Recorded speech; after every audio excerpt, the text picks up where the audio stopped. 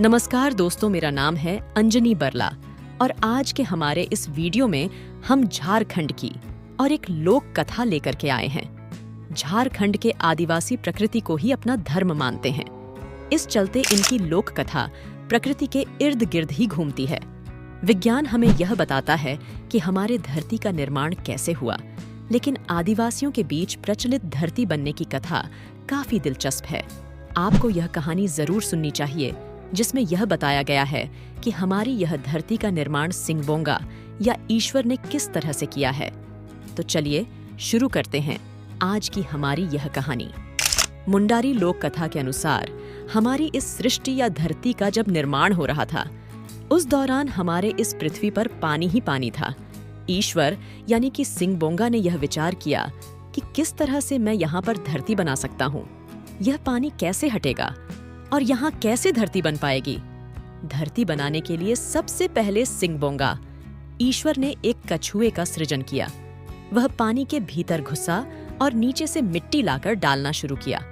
वह बार बार मिट्टी को पानी के ऊपर लाकर छोड़ देता, परंतु इससे मिट्टी एकत्र नहीं हो सकी और धरती का निर्माण नहीं हो सका।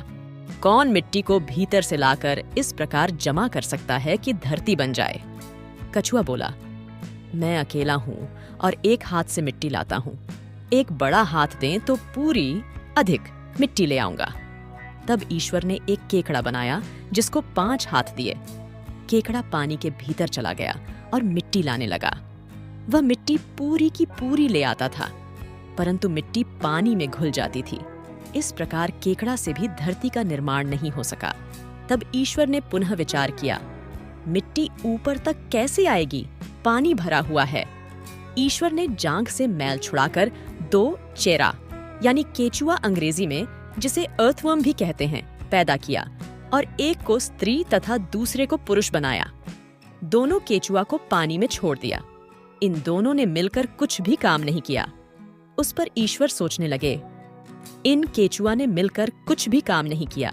ये मिट्टी नहीं लाए और बिना काम किए रह गए। लेकिन केचुआ ने पानी के भीतर मिट्टी खाकर उस मिट्टी से पहाड़ बनाना शुरू कर दिया था। इस तरह ऊपर से नहीं, नीचे से ही मिट्टी निकालना शुरू किया। इसकी जानकारी इन्होंने सिंगबोंगा ईश्वर को नहीं दी। इन केचुआ से और बच्चे हुए और सबने मिलकर धरती बनाने का काम शुरू किया। इस प्रकार कालक्रम से मिट्टी पानी के बाहर आ गई। धीरे धीरे मिट्टी पानी के ऊपर आती गई और पानी भीतर सूखता गया। थोड़ी थोड़ी मिट्टी बनते कुछ समय बाद मिट्टी का पर्वत बन गया। कुछ दिनों के बाद यह मिट्टी जमकर सूखकर कजड़ी हो गई और इस प्रकार धरती का निर्माण हो गया। जहाँ कहीं गड्ढा रह गया वह समुद्र बन गया। अभी भी केचुआ सिंगबोंगा के आदेशानुसार मिट्टी से पहाड़ बनाता रहता है। कछुआ और केकड़ा अब पानी में या किनारे पर रहते हैं। तो यह थी झारखंडी आदिवासियों के बीच धरती बनने की लोक कथा। क्या यह लोक कथा आपने भी सुनी थी? अगर आप झारखंड से हैं तो आप हमें कमेंट बॉक्स में कमेंट करके बता सकते हैं। अगर आपको हमारा यह वीडियो पसंद आया तो वीडियो को लाइक और शेयर करना मत भूलिएगा। ऐसे ही रोचक जानकारी के लिए आप हमारे चैनल को सब्सक्राइब कर सकते हैं। आपसे मिलते हैं Fun2M के एक और वीडियो में। तब तक के लिए बाय बाय, धन्यवाद, जोहार।